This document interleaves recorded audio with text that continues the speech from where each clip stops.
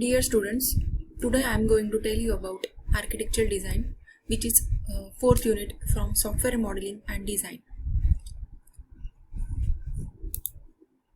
So what is exactly architectural design is and which type of basic contents are there? Let us see. First of all, overview of software architectural design, that means SAD. Importance of architectural design and components based software architecture. So first of all, introduction to architectural design. Software architecture is an overall architecture of the software system to be designed, which is in the format of subsystem and their interconnections. That means subsystems are there with their interconnections.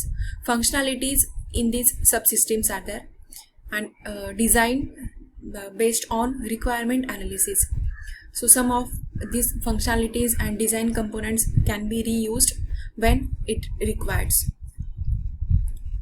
So overview of software architectural design. Software architectural design that focuses on components and their interconnections is called as programming in the large, where that software architectural and design that focuses on internal design of each component, it is called as programming in the small. So importance of architectural design. Software implementation starts with software architectural design. It represents entire system in brief in the format of static behavior, dynamic behavior and deployment. So static behavior, it shows what the system is and it includes class diagram. Dynamic behavior, it shows how the system should be, and communication sequence diagram as well as collaboration diagram is there. Next one is deployment, which includes or which modules will get placed at which location. Deployment diagrams are there. So at the start, it is not always possible to decide how the system will work, and it is different or difficult.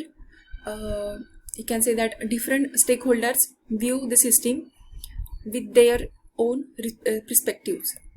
So component based software architecture, it is divided into components.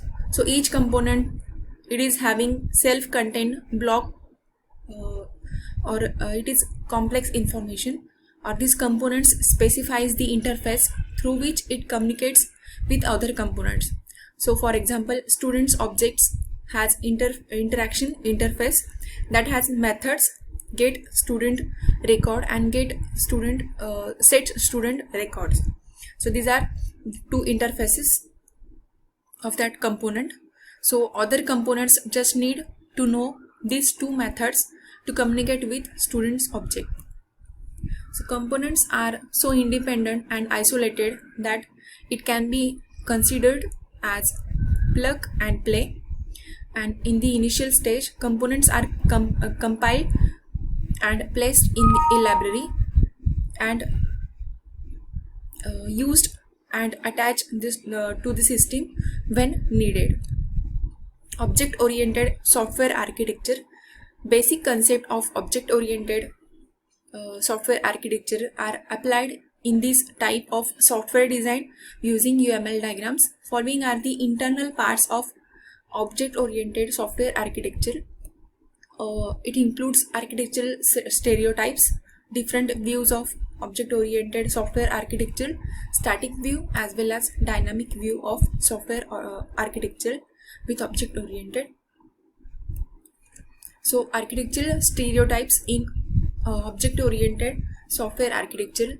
As one modeling element plays multiple role in OSA, that means object oriented software architecture, stereotypes specifies the role of any modeling elements, or you can say that characteristics of modeling elements. So as different from stakeholders views the system with their own perspective.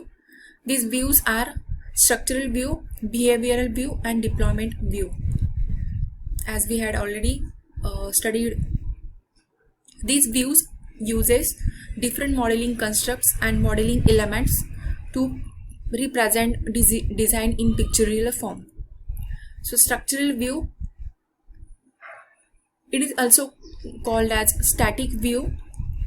It represents by class diagram. Using classes and their relationships between them, you can show class diagrams, and associations as well as multiplicity are there. Don't change with time, and most stable view are there. This figure shows structural view of software architecture. Dynamic view, or you can say that behavioral view. System runs time or dynamic behavior. It captures and represented by communication sequence and collaboration diagrams. It represents objects and messages passing between them. This figure shows dynamic view of architectural design. Last one is deployment view. It describes subsystems and their communication media mainly used in distributed environment. Scope of the system is captured over here in terms of installation or deployment. It represented by deployment diagrams. Thank you.